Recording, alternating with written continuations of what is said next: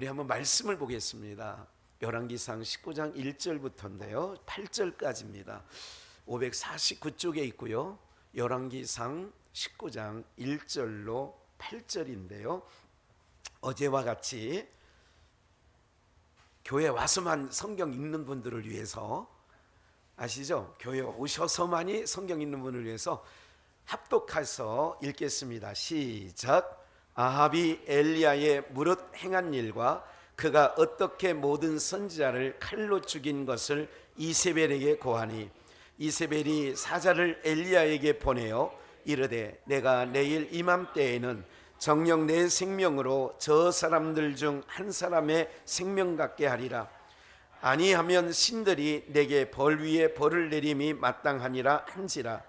저가 이 형편을 보고 일어나 그 생명을 위하여 도명하여 유다에 속한 브엘세바에 이르러 자기의 사환을 그곳에 머물게 하고 스스로 광야로 들어가 하룻길쯤 행하고 한 로뎀나무 아래에 앉아서 죽기를 구하여 가로되 여호와여 넉넉하오니 지금 내 생명을 취하옵소서. 나는 내일 쪼보다 낫지 못하니이다 하고 로뎀나무 아래에 누워 자더니 천사가 어루만지며 이르되 일어나서 먹으라 하는지라. 본즉 머리맡에 숯불에 구운 떡과 한 병 물이 있더라. 이에 먹고 마시고 다시 누웠더니 여호와의 사자가 또다시 와서 어루만지며 이르되 일어나서 먹으라. 내가 기를 이기지 못할까 하노라 하는지라. 이에 일어나 먹고 마시고 그 식물의 힘을 의지하여 40주야 하나님의 산 호렙에 이르니라. 아멘. 우리 옆에 있는 분들과 이렇게 인사하고 말씀 들으면 참 좋을 것 같습니다. 우리는 잘 될 것입니다.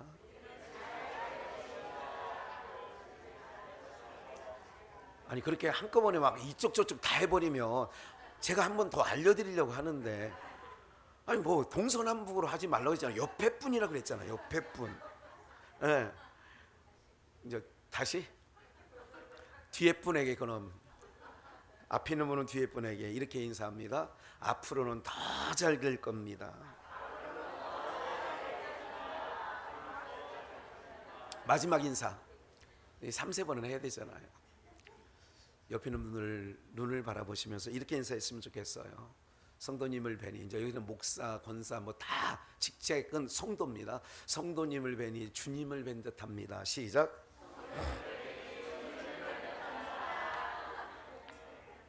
부담스럽지만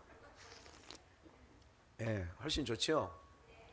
오늘 우리가 거룩한 회복을 꿈꾸고 있습니다.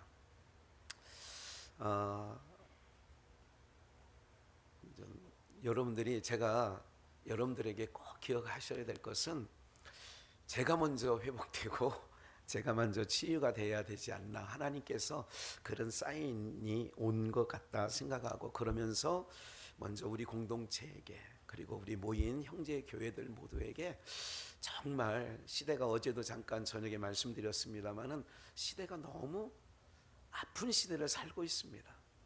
너무 힘든 경우인 거예요. 어떤 육체의 노동은 과거 60년대 70년대에 비하면 아무것도 아니잖아요. 지금은 여러분들은 통신, 부대에서는요, 제가 통신병과예요. 통신부대에서 군생활을 했는데, 통신부대 구호는 3보 이상 승차입니다. 승차. 그러니까 세 발짝만 뛰면 차를 타서 이동해야 된다, 그런 의미가 있고요. 보병은요, 그들이 진짜 군인인데요, 그들은 무조건 걷는 거예요. 백리 걷고 천리 걷고 막 걷는 거예요. 어쨌든 오늘 우리의 삶이 너무 편해지지 않았습니까? 여러분, 자전거도 없던 시대를 저는 알고 있어요. 60년대에 태어났기 때문에 얼마만큼 이 11호 자동차라고 하죠. 11호 두 걸음을, 두 걸음이, 그래가지고 뭐 못 가는 데 없잖아요. 10리 걷고 20리 걷고, 옛날에는 정말 물 건너, 그러죠. 개울 건너서 학교도 가야 되고, 책가방 싸고 보재기에다 싸서 이렇게 매가지고, 이렇게 했던 시절 잘 기억하실 겁니다. 그때에 비하면 지금은 여러분들은 조금만 가도 차가 다 이동해 주고요. 이번에 우리나라 너무나도 복지시설이 잘 돼 있어서 환승 제도가 잘 돼 있고요. 어디 정말 여러분들 자동차 없이도 얼마든지 다녀낼 수 있는 그런 시대가 온 건 맞잖아요. 여러분들 언젠가도 말씀드린 것처럼 제가 70년대 처음으로 중학교, 초등학교 6학년 때인가요? 이때 정도의 TV라는 거를 그 전에 국민학교 1, 2, 3, 4, 5, 6, 4학년 때까지는요 집에 TV가 없었어요. 마을에 TV가 있으면 그 집에 가서 기웃기웃거리면서 그 아이에게 껌도 주고 뭐 있는 거 다 줘야 너는 오늘 우리 집 와. 그러면 이제 그날 당첨돼 가지고 가서 TV를 좀 보고, 그것도 안 되면 20원 내면 만화방에 가는데 만화방에 가면 흑백 TV예요. 그 당시 보게 되어 있었죠. 그 당시에는 로타리 TV라고 하는 거 기억나시는지 모르겠어요. 로타리 띠디딕 9번, 띡 11번 뭐 이렇게 됐고요. 그리고 TV에 문이 있었던 거 아세요? 드르륵. 그거는 좀 좋은 시대입니다. 또 몇 년 지났는데 TV에 거의 문이 있어요. 나중에 어떤 시골을 가보니까 TV는 그 안에 없고 찬장 쓰더라고. 그걸 가지고 미닫이게 그러지 이렇게 찬장으로 쓰는 가정도 봤습니다. 그 시대에는요 가족이 다 해서 옛날에 여로 보다가, 여로 알죠? 여로 그거 보다가 TV를 야 임자 지금 이게 9시 뉴스에다 뉴스 틀어봐 그러면 가가지고 일어나가지고 한겨울에 여러분 아시죠? 이불 위에는 동상 걸릴 정도로 코가 시릴 정도로 추웠던 거 아시나요? 그래서 그거를 우리 옛말로 우풍이 세다 뭐 그런 말을 했습니다. 창문에서 틈에는 얼마나 바람이 들어오는지. 그래서 겨울 행사에는 각 가정마다 비닐을 쳐가지고 쫄대를 대가지고 아버지들이 그거는 꼭 한번 그렇게 해야 겨울이 났던 그런 시대 맞지요? 운목에다 놓으면 그 물이 추울 때는 얼고 그랬습니다. 여러분들 강을 건너봤죠? 요강이라고. 예. 우리는 강을 늘 건너면서 밤에 살았습니다. 그럴 때에 추울 때에 임자 돌려봐 그러면 일어나가지고 추워서 코가 시린데도 11번으로 틀으려면 9번에서 띡띡 틀었습니다. 근데 지금은 리모컨이면 에어컨도 켜고 지금은 안 되는 게 없습니다. 리모컨으로 다. 무슨 말씀이에요? 그만큼 육체가 편해졌습니다. 옛날에 빨래를 삶아가지고 머리에 이고 개울로 가서 방망이로 실컷 시어머니가 대신해서 거기서 옛날 며느리들은 화를 풀었습니다. 시어머니 옷을 빨을 때는 이 늙은이 죽지도 않아 이렇게 막 하면서 풀었어요. 지금은 다 턴추만 누르면 헹굼해서 지금은 건조까지 싹 해줍니다. 무슨 말인지 아시겠죠? 밀걸레도 안 해서 자기 혼자 놔두면 지가 막 돌아다녀요. 돌아다니면서 그 소파 밑에까지 구석구석 막 다 하고 다니는 거예요. 이 말씀을 모두에 너무 많은 말씀을 드렸지만 이렇게 편해서 육체는 너무 편해요.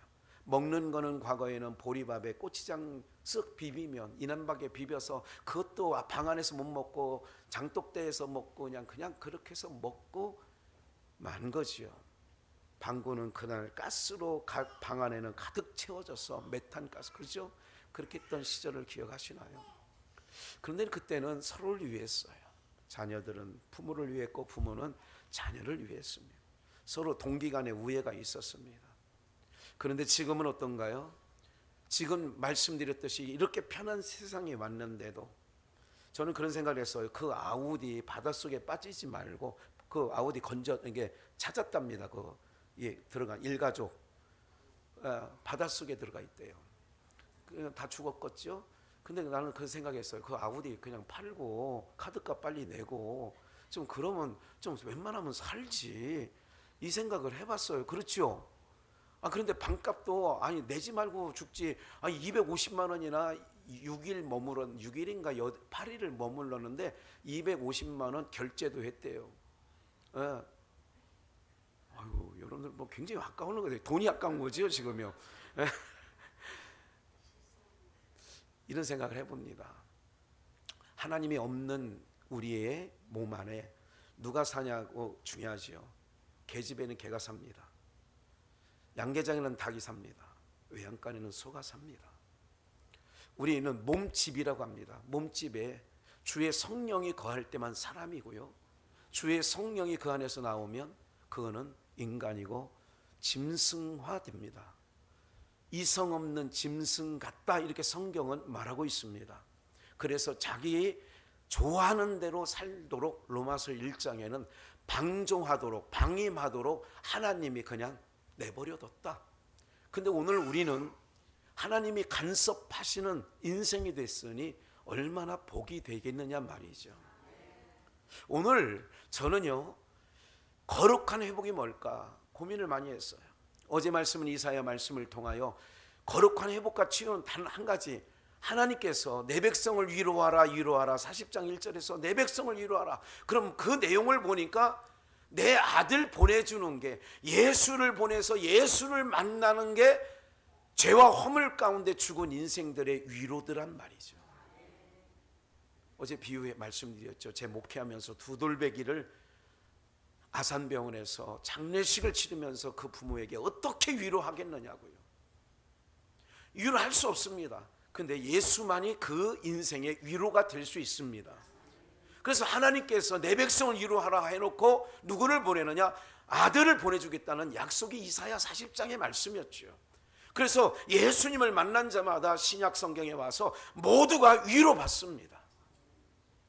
남편 4명 있고 5명째 지금 있는 남편도 지 남편이 아니에요. 여러분들도 한 남편 거느리고 지금 살아봤지만 쉽지 않죠. 그런데 4명이나 있고 지금 있는 것도 지 것이 아니라는 거 보니까 이 인생은 얼마나 물동이를 이고 오는 이 무게만큼이나 얼마나 인생이 힘들었겠느냐 생각을 한번 해보세요. 여자분들은 알 거예요. 남편 5명, 네가 지금 있는 것도 네 남편이 아니라면 어디 곁들여져 있는 거 아니겠어요? 그러면 이 인생을 어떻게 위로하고 어떻게 회복하겠어요? 어떻게 치유하시겠어요? 하나님이 예수님을 만나면 치유가 되는 줄 믿습니다. 세상에 어떤 것도 못 고칠 게 없어요. 누구 만나면? 예수님 만나면. 그래서 예수님만이 위로자가 돼요. 목사가 성도님 위로할 수 없어요. 그러나 목사가 믿고 목사 안에 섬기고 있는 예수님과 함께 동행하면 어떤 성도라도 위로가 안 될 게 없는 거죠. 이 여인 어떻게 했습니까? 여러분 성경에는요, 헛말을 써놓은 게 하나도 없습니다. 1.1핵이라도 한 말씀도 하나님께서 간섭하지 아니한 말씀이 없다는 말씀이죠. 물동이를 버려두고 아니 성경에 버려두고 갔다, 이 말 그렇게 불필요한 말 같아요. 안 써도 될 것 같아요. 이렇게 그걸 써놔서 이렇게 두꺼워진 거. 때로는 하나님 참 이상해요.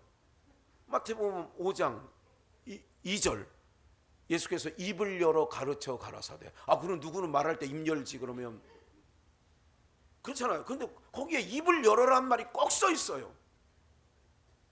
지금부터 천국이 열렸다 그런 얘기 아니겠습니까? 지금부터 천국이 열렸다 그 얘기예요. 닫혔던 천국이 열렸다는 거 아니에요? 오늘 사랑하는 여러분들, 이 여자가 물동이를 버려두고 갔다는 거예요. 그러면 그 여인의 인생고, 그 여인의 아픔, 그 여인의 문제가 해결되었다는 뜻으로 물동이를 버려두고, 내가 주는 물은, 네가 주는 물은 다시 목마르려니와 내가 주는 물은 영생하도록 솟아나는, 그래서 다시는 영원토록 뭐하지 아니에요? 목마르지 아니에요. 그 상징적인 의미가 물동이를 뭐하고 갔다? 그러면 이 여자가 갈증이 해소됐어 안 해소됐어요? 문제가 해결됐어요 안 해결됐어요? 오늘 그런 밤이 시기를 주의 이름으로 축원합니다. 어제 형제교회들과 함께 이 시대를 걸어가는 얼마나 적하겠어요. 무슨 말인지 아시겠죠? 목회를 하면서 얼마나 며칠 전인가 언젠가 그런 얘기 하더라고요. 박상철 목사가 이해가 안 갔대. 여기 김경수 강도사가 사모로서 몇십 년을 30년 넘게 살면서도 목사인 남편을 잘 이해가 못했는데 이제 남편을 하나님 나라에 보내고 자기가 이제 그 교회 목사 이제 강도사 담임이 되다 보니까 이제 조금 알겠대. 그러니까요, 부부지간에도요, 목회를 하더라도요, 당사자와 같이 잔다고 다 아느냐? 그렇지 않아요. 그래서 우리 형제 목사님들 몇 분 계시는데 그분들도 회복되고 치유되고 하나님의 은혜 가운데, 여러분 지도자가 건강하고 지도자가 회복되어 있어야 성도, 그 안에 성도들도 건강합니다. 부모가요 건강하지 못하면 오늘 그 아우디를 타고 바닷물 속에 그거 할 것 같으면 나보고 운전해달라고 하지, 내가 조용히 내려 모셔다 드릴 건데. 그런데 그 자녀가 부모를 잘 만난 것 같아요, 못 만난 것 같아요? 그 사건이 내 사건이라니까요. 비전교회 성도들이 목사 잘못 만나가지고 아픔 있고 치유되어야 될 만한 치명적인 질병을 영적으로 앓고 있다면 그건 누구예요? 그래서 회복되어야 되는 것이요. 오늘 그런 성회로 하나님이 준비해 놓으신 줄 믿습니다. 아직 우리와 함께 했던 2, 3천 명 양주바닥에 계시는 주저앉아 있는 많은 분들까지 왜 하나님이 안 보내주시느냐? 일단 네가 또 너와 함께하는 공동체가 건강하고 회복되고 치유될 때까지, 지금 보내면 또 상처를 받고 지금 보내면 또 더 큰 아픔과 힘듦을 겪고 주저앉을 텐데, 여러분들 이게 하나님의 마음인 줄 아시기를 축원합니다. 그렇지 않습니까? 예? 우리 사람은요 한계가 있는 거예요. 우리 주님이 아니잖아요. 우리가 예수님을 믿고 주님이 내 안에 계시면 주님을 닮아가는 건 맞습니다. 오늘 정말로 우리 공동체가, 여기 계신 모든 분들, 저는 마음에 꿈을 꾸고 있어요. 연호의 꿈인 거죠. 우리 형제 목사님들 정말 건강한 목회했으면 좋겠다. 하나님 앞에 회복과 치유가 있으면 좋겠다. 세상을 볼 때 정말 먹먹해요. 정말 힘든 거예요. 육신에 뭐가 없어서 힘든 건 아무것도 아니에요. 이미 그거는 하나님이 잘 뛰어넘게 하셨더라고. 네? 그런데 뭐가 힘드냐면요, 보여지는 게 힘든 거예요. 너무 힘들지 않아요, 여러분들? 네? 여러분들 자녀가 혹시 대통령 된다고 하면 제발 말리십시오. 대통령 부인은요, 잘 입어도 안 되고 못 입어도 안 되고 이뻐도 안 되고 강부자처럼 문재인 부인처럼 생겨도 안 되고 그러더라고요. 보니까 이래도 말하는 사람 계속 말하더라고요. 저래도 말하는 사람 계속 말해요. 그게 얼마나 힘들겠어요. 네? 오늘 우리 모두가 공동체에서 정말 오늘 이 저녁에 하나님의 마음이 어떤 마음이냐, 너희가 거룩한 회복이 되어지기를 원한다는 주님의 마음을 읽고 돌아가시면 오늘 우리 공동체에 큰 은혜를 주시는 줄 저는 믿습니다. 열왕기상 19장 본문을 보시면요, 1절 말씀부터 오늘 8절 말씀까지만 그냥 읽었습니다. 집에 가셔서는 혹시 시간이 되시고 밤잠이 안 오시거든 19장을 끝까지 읽어보시기 바랍니다. 예. 어떤 사건입니까? 18장과 19장은 엄청난 대조적인 사건입니다. 엘리야가 거짓 선지자들에게 통보를 합니다. 그리고 온 이스라엘 백성들에게 통지합니다. 너희들은 갈멜산으로 모여라. 어느 때까지 하나님과 바알 세상신화에서 머뭇거리겠느냐, 어느 때까지 하겠느냐 불러 모읍니다. 그리고 통보를 통지를 합니다. 바알의 선지자, 이세벨의 선지자 다 모여라. 영적 대결을 한번 해보자는 거죠. 850명이 모였습니다. 850명이 모였어요. 제가요 선창할 때니까 여러분들 같이 복창 한번 해보시겠습니다. 주여! 우리 한번 주여 한번 다시 한번 해보는 거예요. 모두가 한 사람도 빼놓지 말고 시작! 주여! 어떻게 제 한 소리보다 못한 것 같은데 그냥 여기까지만 하겠습니다. 왜냐하면 이 동네 사람이 다 민원 제기할 것 같아서. 보세요. 850명이 주여! 그러면 어떻게 했어요? 한 사람 엘리야가 주여 하는 거하고 850명이 하는 거하고는 어떤 차이가 있겠어요? 전혀 비교가 되지 않지요. 그런 사람은요, 보여지는 거에 익숙하고요, 오감에 익숙해서 850명이 주여! 그러면 와, 850명이 찬양합니다. 하늘 문이 열리고 이렇게 하면 혼자 하는 거, 하늘 문이 열리고 은혜가 안 되는 것 같아요. 저도 수백 명의 성도들과 함께 주님의 성령 지금 이곳에 그러면요, 한 7, 800명이 막 그래 버리면요, 눈에서 눈물이 날 정도로 감격이 있어요. 기름 부심의 역사가 있다는 거예요. 근데 꼭 그렇지만 않더라고요. 중국에 가서 한참 선교를 많이 하러 다닐 때에 중국에 있는 우리 명성 그 아이들하고 불과 몇 명 안 됐어요. 한 2, 30명 하고 주님의 성령을 하는 거예요. 했어요. 저들은 무슨 말인지 몰라요. 한국말을 모를 때니까 주님의 성령을 하고 내가 한 번 하고 두 번 하고 세 번 하고 하니까 그들도 실용 음악이니까 음감이 있어서 그런지 좀 따라하는데, 여러분들 한국말로 했어요. 그 사람들도 한국말로 그냥 어설프게 따라서 했는데 한 세 번 부르니까 다 눈물을 흘리는 거예요. 가사의 뜻을 알고 흘렸을 것 같아요. 어땠을 것 같아요? 이게 뭐냐면 성령의 감화 역사입니다.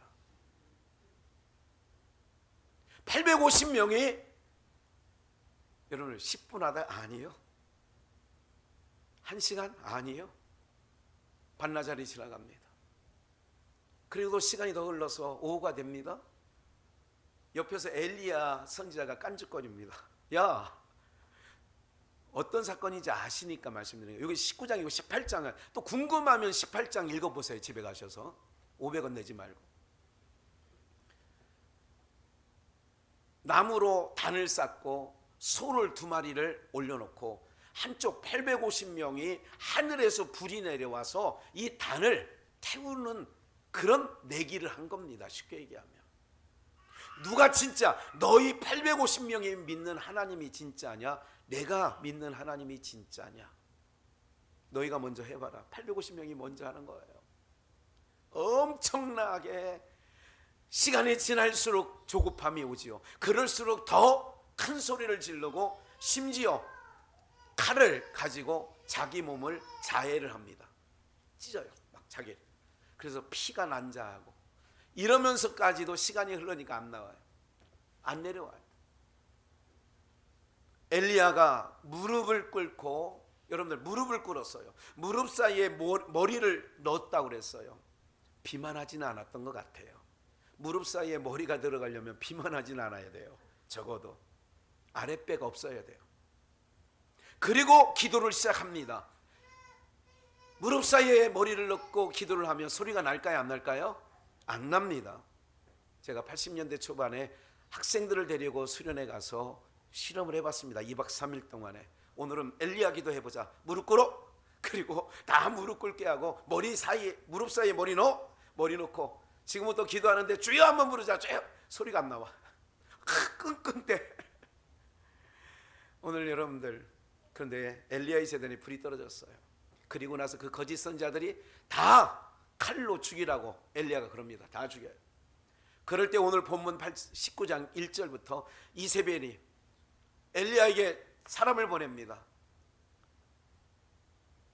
너 우리 선지자를 죽인 것처럼 너도 그들의 한 사람처럼 죽을 거야. 이게 1절, 2절, 3절이 나오는 내용이에요. 오늘 본문에. 이쯤 되니까 엘리야가 정말, 여러분들 우리 목회하면서요, 또 신앙하면서요, 낙심천만일 때가 있어요, 없어요? 있어요. 한 30여 년 목회를 하다 보니까 그만해야 되나, 접어야 되나, 뭐 이게 접는다는 얘기 하잖아요. 이제 접어야 되나, 양주를 떠나야 되나, 이런 적들이 이 지역에서만 한 7, 8년 살아오다 보니 그렇게 여러 일들이 있었다는 거지요. 목회를 안 하고 어디 뭐 다른 거라도 못하겠나 이런 생각도 10여 년 전에 한번 해봤어요.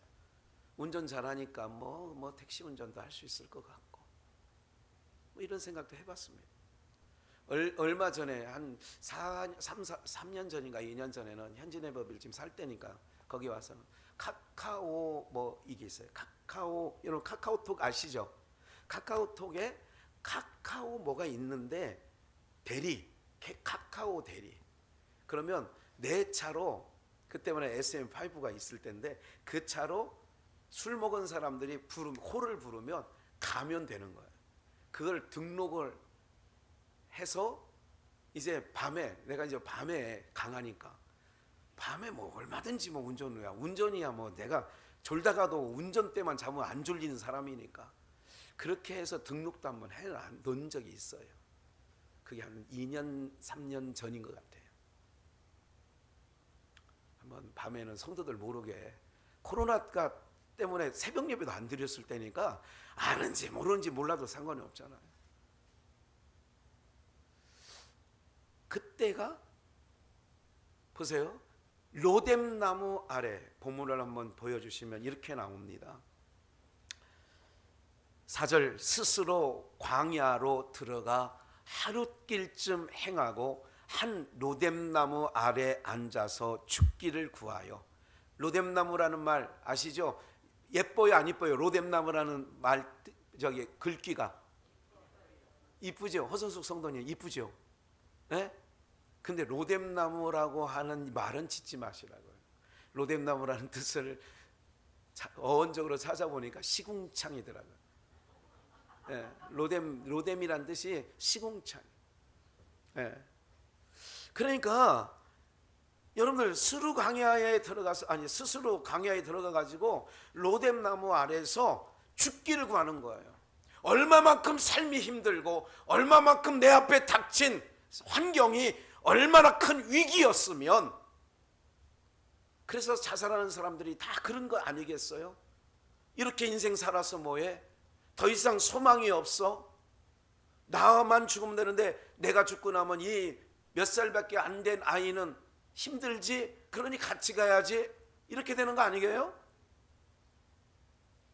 여러분들 이런 상황이에요. 그러면 회복이 필요하죠. 목회자는 없을 것 같아요. 있단 말이에요. 엘리야는 선지자예요. 그이가 죽기를 구하는 거예요. 여호와여 넉넉하오니 지금 내 생명을 주옵소서. 나는 내 열조보다 낫지 못하니이다 하고 죽기를 간구하는 거예요. 로뎀나무 아래에서. 얼마나 힘들었으면 선지자가. 아니 그 전에 하늘에서 불이 떨어져서 소를 핥고 도랑을 파가지고 물을 갖다가 철철 넘치도록 채웠어. 제단에 쌓은 나무에 물을 한 건이 벗어요. 마른 나무까지면 우연히 산불도 나는 거 있으니까 아예 도랑을 파라, 물을 채워라, 물을 갖다 뿌려라. 그리고 하늘에서 불이 떨어졌다니까요. 이 정도 체험이 있고 이 정도, 여러분 이게 불과 몇 년 전, 몇십 년 전이 아니라 불과 며칠 전, 얼마나 800명의 선지자를 칼로 죽일 정도면 얼마나 지금 의기양양 되어 있을 상황이냐고요, 엘리야가. 근데 상황을 우리가 전도서 7장 11절에 이런 말씀하여요. 하나님께서 두 가지를 병행케 하셨는데 어떤 일이냐? 형통한 일과 공고한 날을 두 가지를 인생들에게 병행하도록 했어요. 공고할 때는 생각해라, 형통할 때는 기뻐해라, 그런 얘기를 합니다. 인생 가운데는 두 가지가 있어요. 밤낮이 있는 것처럼. 그래서 잘 나간다고 해서 너무 기거만장할 것 없고요, 의시될 것 없고요. 너무 안 나간다고 해도 하나님의 백성은 끝까지 하나님께서 사망의 음침한 골짜기에서도 우리를 보존하시고 보호하시고 지키시는 줄 믿습니다. 물 가운데 지나갈 때, 불 가운데 지나갈 때에 불이 사르지 못하고 물이 너를 엄물지 못한다라고 우리 잘 알고 있는 선고 아닙니까? 실질적으로 물 가운데 지날 때에 이스라엘 백성들이 요단강이나 홍해바다를 안전히 건넜고요, 불 가운데 지나갈 때에도 사드락 메삭 아벳느고가 불 가운데 지나갈 때도 하나님은 그들을 지켜주신 줄 믿습니다. 그렇다면 아무리 하나님을 잘 믿고 아무리 신앙을 잘하고 예배를 잘 드린다 할지라도 엘리야와 같은 일이 왜 없겠느냐 말이죠. 인생 가운데 정말 예수님이 없고 하나님을 믿지 않았다면, 하나님이 붙잡고 계시지 않았다면 나도 수많이 자살하는 사람들 편에 서서 한 번쯤 누워서는 자살할 마음은 아니지만 이런 날도 있지 않아요? 교회가 경매로 몇 년을 지나갈 때 내일 아침이 안 왔으면 좋겠다, 뭐 이런 생각을 해볼 수 있잖아요. 내일이 안 왔으면 좋겠다. 저는 국민학교 때도 그랬어요. 중학교 때도요. 고등학교 때도 내일 아침 안 왔으면 좋겠다는 적이 있어요. 숙제를 안 해가지고. 그때는 숙제를 안 해가지고 그랬고, 목회를 하면서는 그런 적이 있어요. 엄습한 위험이 오고 위기가 오고 감당할 수 없는, 감당을 못하니까 내일 아침이 안 왔으면 좋겠다는 거 아니겠습니까? 해가 안 떴으면 좋겠다는 거 아니겠습니까? 오늘 살아난 여러분들, 로뎀나무 아래서 죽기를 구합니다. 오늘 이제 본론으로 들어가서 본문을 좀 더 보시면, 스스로 광야에 들어가서 로뎀나무 아래에서 죽기를 구했는데 여호와여 넉넉하오니 지금 내 생명을 취하옵소서. 데려가라는 거예요. 더 이상 살 소망도 없고 살 재미도 없고 그렇다는 거 아니겠어요? 내 열주보다 나는 낫지 못하니이다. 5절 로뎀나무 아래 누워 자더니, 지금은 또 본론입니다. 천사가 뭐 하면서, 여러분들 주님이 어루만져 주시는 날 옵니다. 오늘 밤일 수도 있어요. 지금도 어루만져 주시는 거, 영이신 하나님이 지금 예배를 통하여, 그래서 예배가 중요한 거예요. 여러분 죽을 것 같아도 예배는 나와야 돼요. 정말 죽을 것 같아도 예배 나오면, 회복과 치유가 예수님 앞에 나오면, 예수 앞에 나오면 그 다음 모든 죄 사하고, 이게 어떤 죄든 세상에서 용서받지 못할 죄든 예수 앞에만 나오면 산다니까. 그래서 예수가 회복이고 치유라는 말이에요. 병을 짊어지고자 우리의 질고를 지시고 병을 담당하셨다고 그렇게 말씀하고 있잖아요. 어루만져 주시는 거예요. 오늘 예배를 통하여 저를 비롯하여 오늘 여기는 형제의 목사님들이나 여러분들을 지금 하나님이, 천사가 어루만져 주시는 줄 저는 믿습니다. 지금 어루만져 주시는 거예요. 일어나서 먹으라, 중요합니다. 일어나서 뭐 하라고요? 먹으라. 뭐를 먹냐? 본즉 머리맡에 뭐에 구운 거예요? 숯불에 구운 떡과 한 병 물이 있더라. 이에 먹고 마시고 다시 누웠더니, 머리맡에 주께서 어루만져 주시면서, 그러니까요 이렇게 하는 거예요. 배고픈 사람이 있으면 야고보 사도가 그러지 않아요? 어이 배고파? 컵라면이라도 하나 가서 먹어. 근데 이 사람은 컵라면 사 먹을 돈이 없는 거예요. 추워? 아니 그냥 옷 하나 잠바 입어. 근데 이 사람은 뭐 사 입을 뭐가 없어요? 그래, 잠바 사 입을 돈이 없어. 돈이. 그 얘기예요. 그 얘기. 오늘 기억을 해보세요. 우리 주님께서요 어떻게 하시는 줄 아세요? 우리 주님이 어루만져 주셔. 그리고 외겨 어떻게 하느냐? 머리맡에 다시 본문 보여주세요. 6절 머리맡에 숯불에 뭐 한 떡이 있어요? 숯불에 구운 떡이 있어. 숯불에 구운 떡. 숯불에 구운 떡과 한 병 물이 있더라. 이에 먹고 마시고 다시 누워요. 7절 여호와의 사자가 또 다시 와서 뭐해요? 또 이게 한 번 먹고는 안 되는 거야. 그러니까 어루만져 주시는 거예요. 엄마들은 잘 아시죠? 아이들이 불덩이가 되고 밥을 못 먹고 할 때 어떻게 해요? 밤새 머리맡에서 이렇게 하시는 거 아시죠? 진 자리 마른 자리 가라니시며, 그거 모르세요? 모를 것 같아서 제가 잠깐 성령이 일러 주라고 해서 일러 줬어요. 어머니가 밤새 아이를 안고, 불덩이가 될 때는 2-3살 미만일 때는, 깐난아기일 때는 그러지 않습니까? 어루만져 주시는 거예요. 천사가 머리맡에. 이거 놓치지 말아야 돼. 뭐가 있었다? 숯불이 구운 떡. 한 번 아니고 천사가 몇 번 왔어요? 2번. 그만큼 엘리야는 회복이 필요한 사람이에요. 엘리야는 치유가 필요한 사람이에요. 오늘 이 본문 이후에 엘리야는 그 두 번의 하나님의 만져주심을 통하여서 그가 구운 떡과 물을 마신 후에 40주야라는 것은 밤낮으로 8절 볼까요? 이에 일어나 먹고 마시고 그 식물의 힘을 의지하여, 오늘 우리로 말하면 말씀에 의지하여, 할렐루야. 시편 84편 1절에서 6절, 4572 뒷번호 잠깐 이동해 주시라는데, 4572 뒷번호, 차량 번호 4572 뒷번호, 그냥 얼른 가셔서 이동해 주세요. 오늘 사랑하는 여러분들, 엘리야가 그 어루만짐과 구운 떡과, 구운 떡이라는 걸 꼭 잊지 말아야 돼요. 무슨 떡? 구운 떡. 그냥 떡이 아니에요. 율법에 말하면 이런 게 있어요. 율법에는 어떤 내용이냐면 날거를 먹지 못하도록 되어 있어요. 날거. 항상 익힌 걸 먹으라고 그랬어요. 숯불에 구운 거. 출애굽할 때도, 오늘은 시간이 관계상 궁금한 것도 가서 찾아보세요. 출애굽기 13장 14장에 보면 유월절을 보고 반드시 구운 전면, 구운 거에 먹어요. 구운 거. 성경에서요, 어디에 길을 떠날 때는, 회복시킬 때는 구운 거를 먹입니다. 그리고 구운 거라는 것은 숯불에 구운 거죠. 구운 거예요. 요한복음 21장을 한번 더 보시겠습니다. 부활하신 후에 디베랴 바닷가에서 153마리의 고기를 잡고, 8절, 다른 제자들이 육지에서 산 거가 불과 한 50간쯤 되므로 작은 배를 타고 고기 든 그물을 끌고 와서 육지에 올라와 보니 숯불이 있는데, 여기 숯불이 있어요. 그 위에 뭐가 놓였어요? 그러니까 숯불에 구운 생선입니다. 떡도 있더라. 숯불에 구운 떡입니다.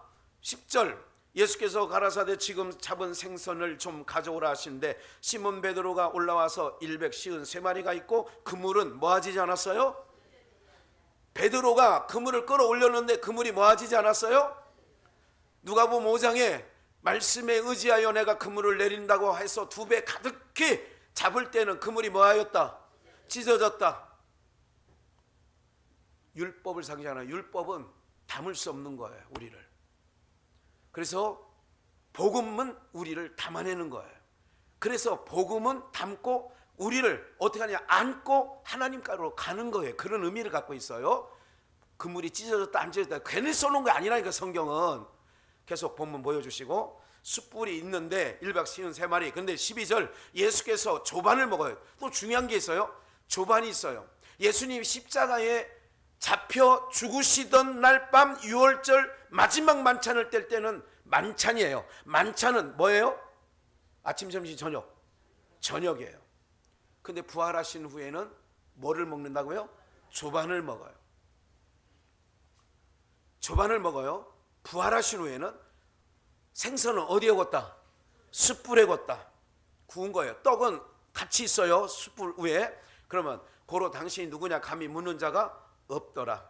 13절, 예수께서 가셔서 떡을 가져다가, 숯불에 구워있는 떡을 가져다가 저희에게 주시고 숯불에 놓여있는 생선도 그와 함께 하시니라.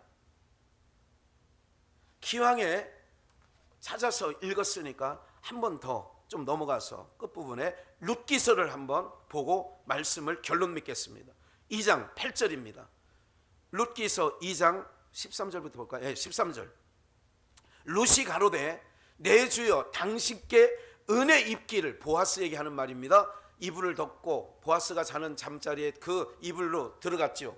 그리고 그 전이에요. 그 이후고, 요거는 이제 나오미가 룻을, 야 보아스의 너희 친척이다, 가서 거기 가서 미리삭을 좀 주워 와라. 그랬을 때 은혜 있기를 원하나이다. 나는 당신의 시녀의 하나와, 이건 미리삭을 줍는 사건이 2장이에요.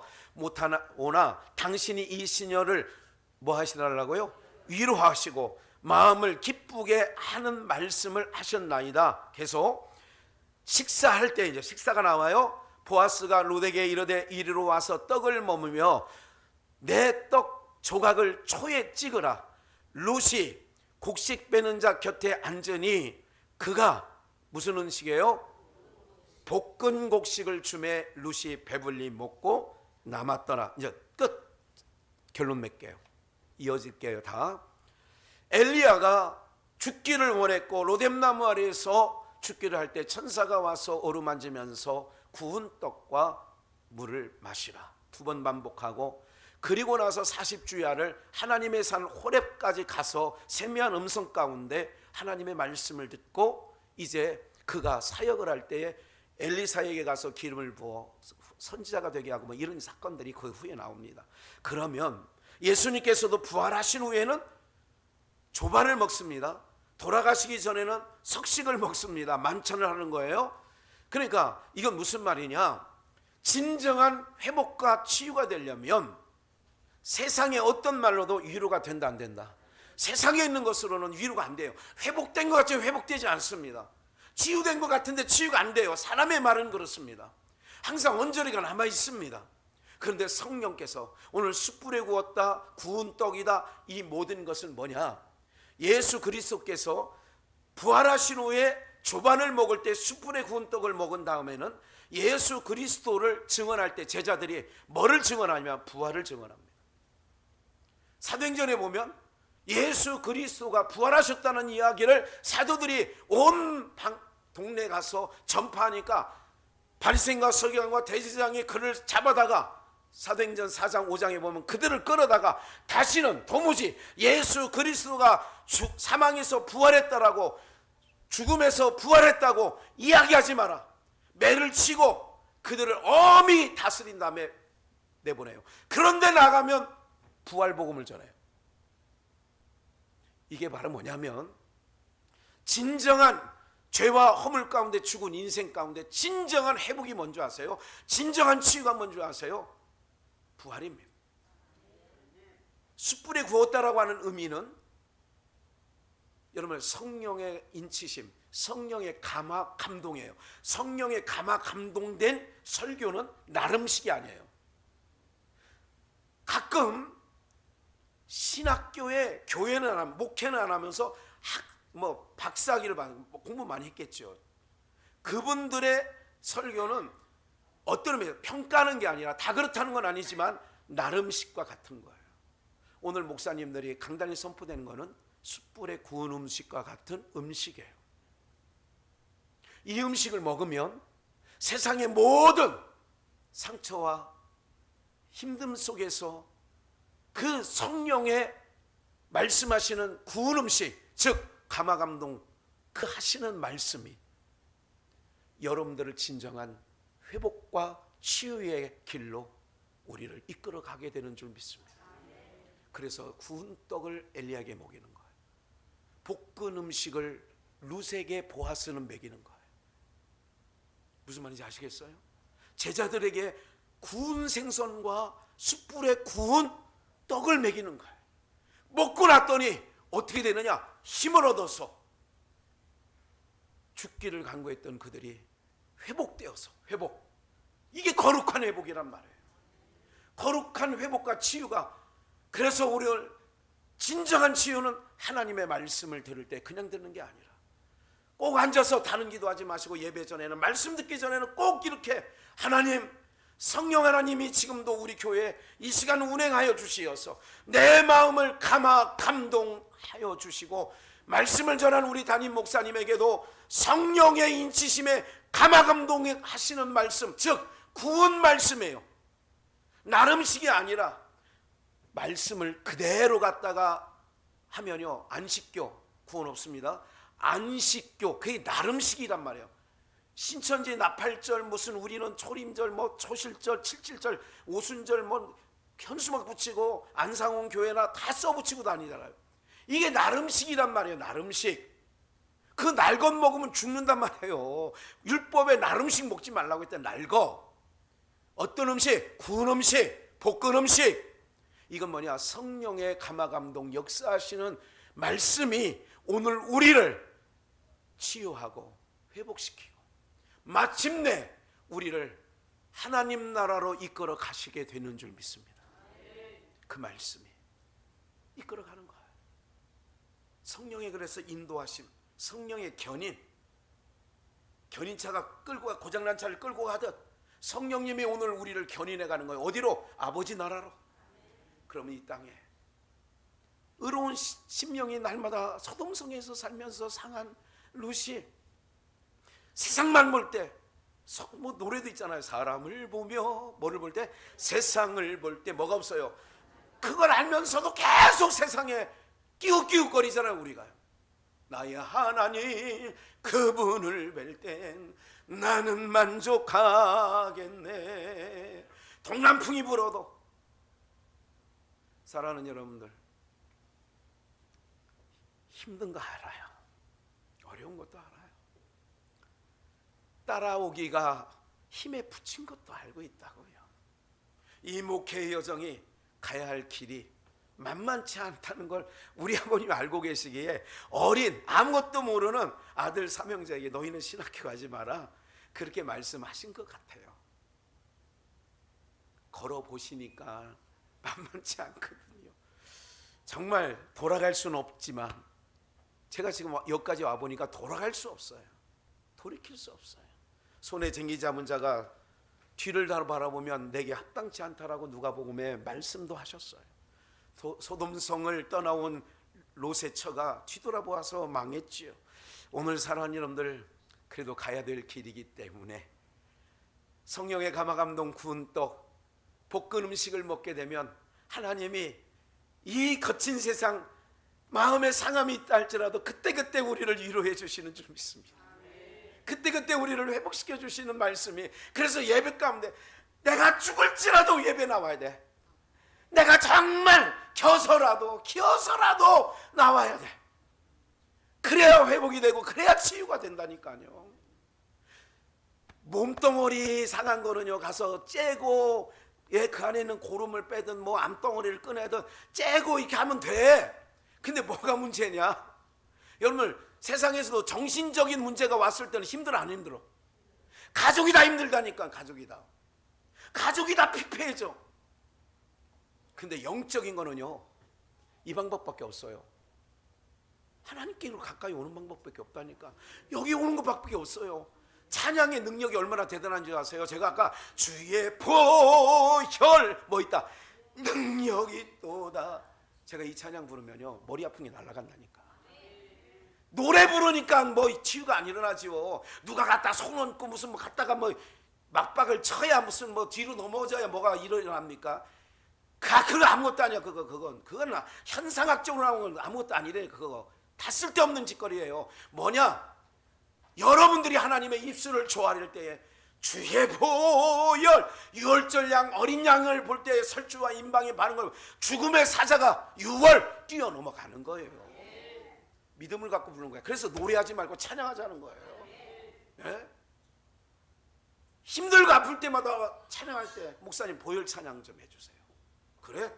주의 보혈 능력이 또다. 주의 피 믿으오. 주의 보혈. 아니 넘어갔다니까. 죽음의 사자가. 예수 그리스도 피가 어린 양 그거 아니에요.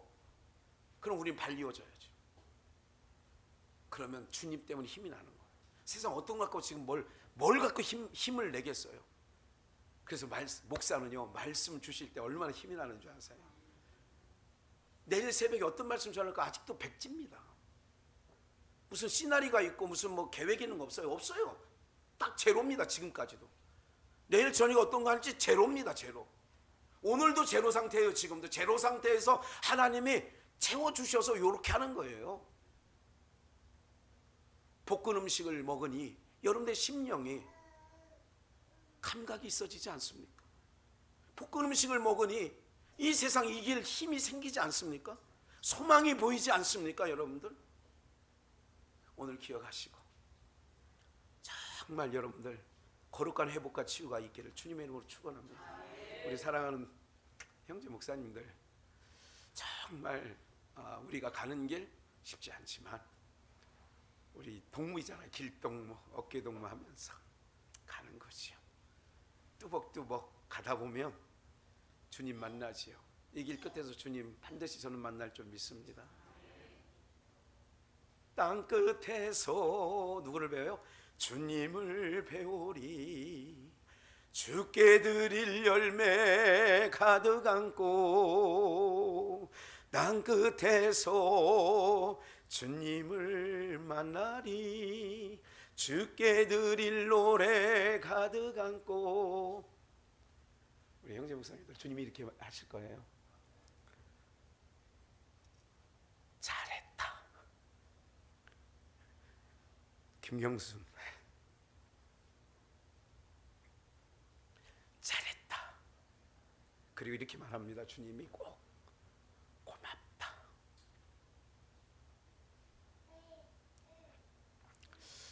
그 주님이 계십니다. 우리는 얼마 안 있으면 만납니다.